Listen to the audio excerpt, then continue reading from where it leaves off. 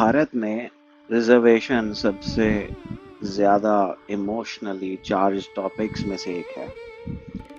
एक तरफ एक स्टूडेंट कहता है मेरे मार्क्स ज़्यादा हैं फिर भी मुझे सीट नहीं मिली।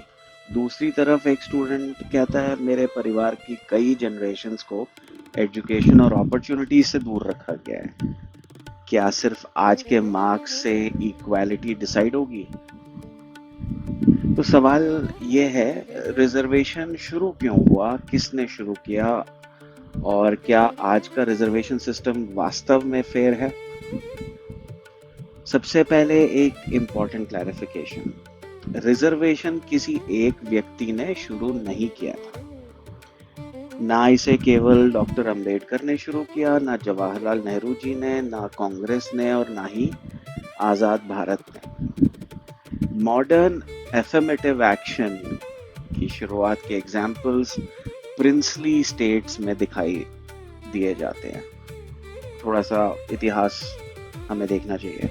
1902 में कोल्हापुर के शाहू महाराज ने बैकवर्ड कम्युनिटीज के लिए सरकारी नौकरियों में रिजर्वेशन की व्यवस्था की थी।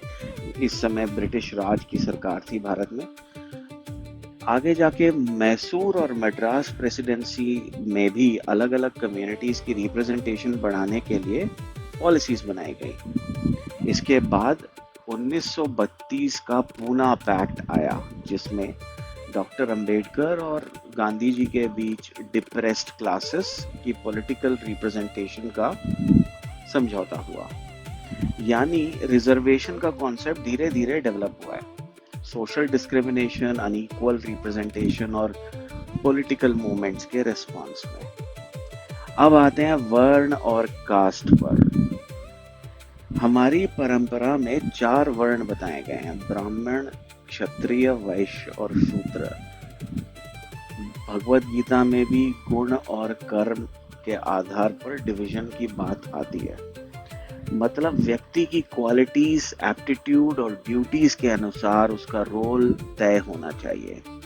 लेकिन हिस्टोरिकल रियलिटी में ये आइडियल सिस्टम धीरे धीरे हजारों हेरिडेटरी जातीज में बदल गया। प्रोफेशन जन्म से जुड़ गया, मैरिज जन्म से जुड़ गई। कई क्षेत्रों में education, temple entry, water sources और सोशल डिग्निटी तक कास्ट से प्रभावित होने लगी। इसीलिए यह कहना कि इंडियन सोसाइटी में कभी बर्थ बेस्ड डिस्क्रिमिनेशन था ही नहीं, हिस्टोरिकली सही नहीं होगा। लेकिन यह कहना भी गलत है कि ब्रिटिश ने कास्ट सिस्टम पूरी तरह क्रिएट किया। कास्ट उनसे पहले मौजूद था। हाँ, ब्रिटिश सेंसस, एडमिनिस्ट्रेटिव कैटेगरीज और कम्युनल रिप्रेजेंटेशन ने आइडेंटिटीज को रिकॉर्ड, क्लासिफाई और कई जगह परमानेंटली रिजिड जरूर बना दिया। अब समझते हैं कॉन्स्टिट्यूशन का लॉजिक, यानी संविधान की बात। आरक्षण पर भारत के संविधान ने इक्वालिटी दी, अनटचेबिलिटी अबॉलिश की और डिस्क्रिमिनेशन को इलीगल बनाया।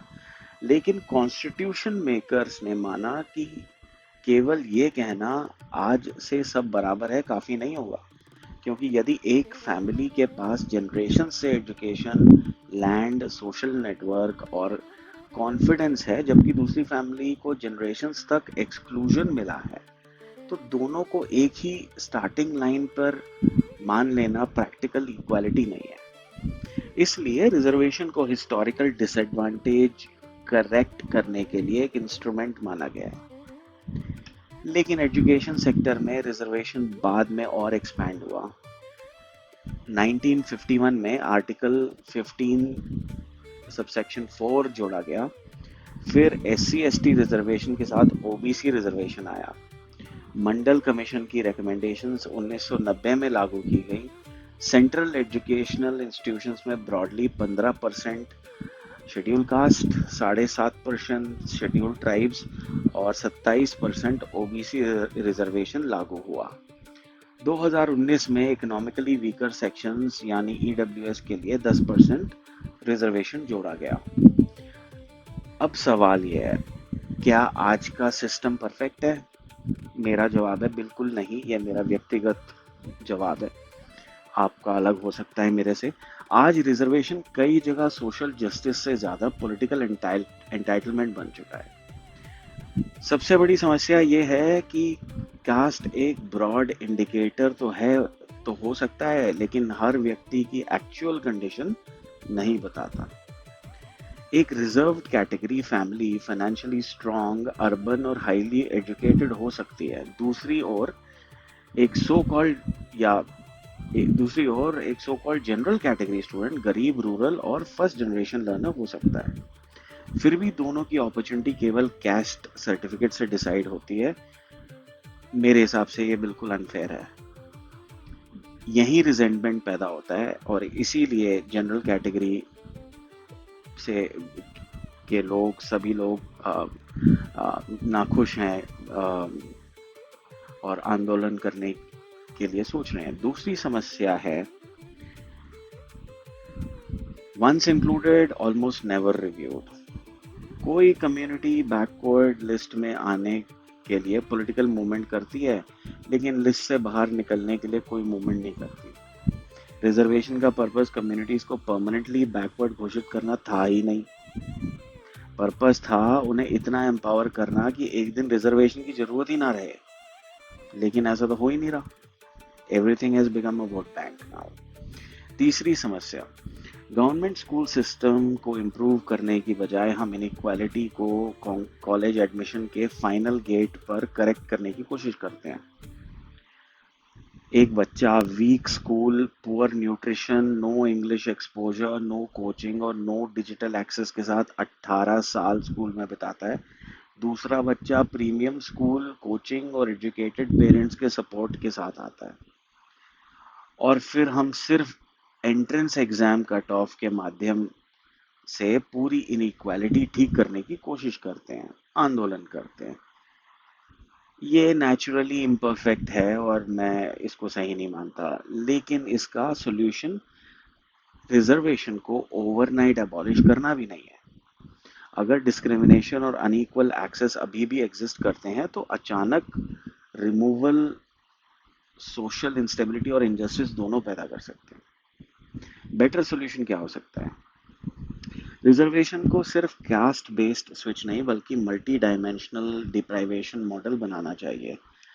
Family income, assets, parents education, school quality, rural background, backward district, first generation learner status और हिस्टोरिकल डिस्क्रिमिनेशन, इन सबको कंबाइन करना चाहिए। क्रीमी लेयर कॉन्सेप्ट को ज्यादा कैटेगरीज में लॉजिकली अप्लाई करने पर डिबेट होनी चाहिए। हर 10 साल में इंडिपेंडेंट रिव्यू होना चाहिए। देखा जाना चाहिए कि बेनिफिट्स किसे मिल रहे हैं और कौन पीछे छूट रहा है। सबसे ज़्यादा investment school education, scholarships, nutrition, free coaching और स्किल डेवलपमेंट में होनी चाहिए। और सबसे ज़रूरी, क्वालिटी सीट्स बढ़नी होंगी। जब आईआईटी, मेडिकल कॉलेज और यूनिवर्सिटी सीट्स बहुत कम होंगी तब रिजर्वेशन डिबेट हमेशा जीरो सम कॉन्फ्लिक्ट बनेगा। एक को सीट मिलेगी, दूसरे को लगेगा कि उसकी सीट छिन गई। इसलिए मेरा कंक्लूजन बहुत क्लियर है, रिजर्वेशन बिना कारण पैदा नहीं हुआ। हिस्टोरिकल इनजस्टिस रियल था, लेकिन करंट सिस्टम भी सही नहीं है। सोशल जस्टिस ज़रूरी है, लेकिन परमानेंट कैस्ट डिपेंडेंसी डेंजरस है। भारत का लक्ष्य होना चाहिए कैस्ट को हमेशा के लिए इंस्टीट्यूशनलाइज ना करना नहीं चाहिए, बल्कि डिसएडवांटेज को खत्म करना चाहिए। रिजर्वेशन एक ब्रिज होना चाहिए, परमानेंट डेस्टिनेशन नहीं। आप क्या सोचते हैं, क्या रिजर्वेशन केवल कास्ट पर आधारित होना चाहिए या कास्ट के साथ इनकम, एजुकेशन और एक्चुअल डिप्राइवेशन को भी शामिल करना चाहिए? अपनी राय कमेंट्स में ज़रूर बताइए। ऐसे ही जियोपॉलिटिक्स, इकोनॉमिक्स और इंडिया के कॉम्प्लेक्स इश्यूज को डीपर पर्सपेक्टिव से समझने के लिए चैनल को सब्सक्राइब करिए, अपने नियर एंड डियर के साथ शेयर करिए। विश्व मंथन देखने के लिए आपका बहुत बहुत धन्यवाद। Think beyond the headline. See you in the next video.